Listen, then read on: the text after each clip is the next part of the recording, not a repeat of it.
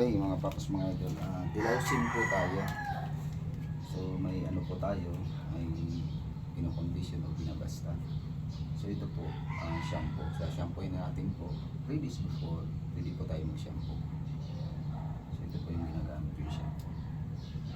Marami po itong dala with the honey, may mga koto. Yan, tatanggal po mga paps, mga idol. So ilalagay lang po natin siya sa isang timba.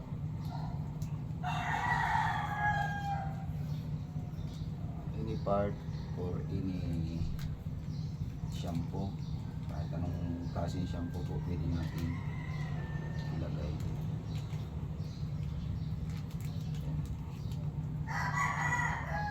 Ito po isang timba. So sa ganito po, sa isang timba pwede po itong mga 10 manok, 10 nokis natin, pwede natin dito paligo o dilausin. So, kunin na po natin yung nokis natin.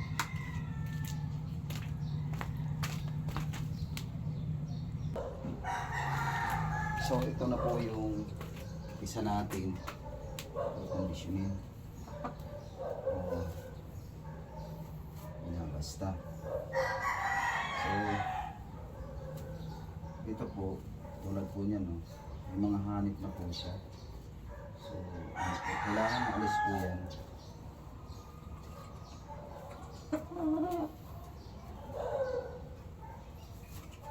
Meron na po, may kaunti na. So ngayon agapan natin para hindi po siya dumami yung hanip. So ganun lang po.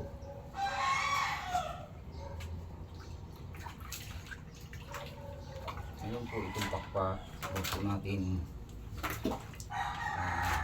kalimutan na, kasi may mga ano po ito eh. Yan. So basahin po natin siya talaga.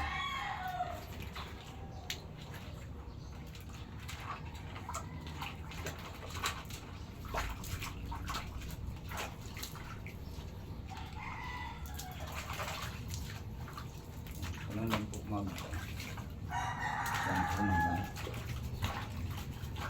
kailangan po ito, hindi po natin kasi langgam po, sumisiksik sila dyan. Yan.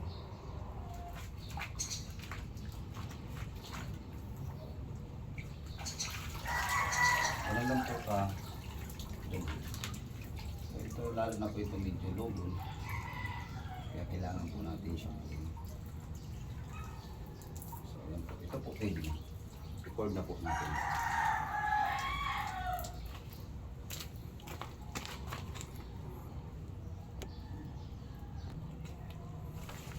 Ito pa po, isa pa po sa atin dilausin kasi, shampooin kasi. Ito po, marami din siyang may hanip din po siya. Ayan. So dapat po yan alis. Makati sa manok kasi yan eh. Hindi sila matulog na maayos. So ayan. Mapags mo na doon. Kaya kailangan agapan po natin sa shampoo para wala po silang hanip.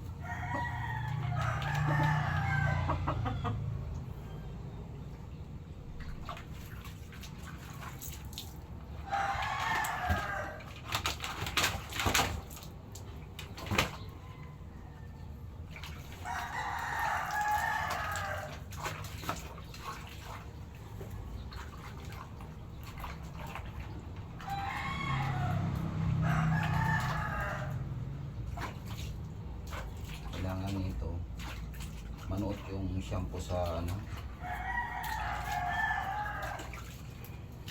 dito sa feeder niya or sa balahibo, katulad po dito sa buntot. Kaya ito po may mga hanip na po mga pops na ngayon, kaya kailangan shampoohin po talaga.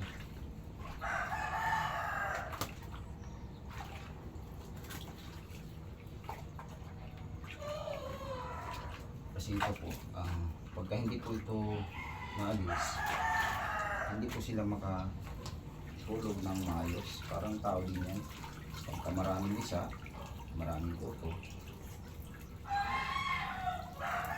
Ano po, makati sa ulo. So, mahirap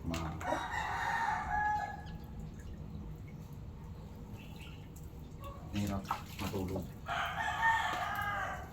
Yan, ito po pwede na natin po. So, wag naman natin sila ibabad ng gusto sa tubig.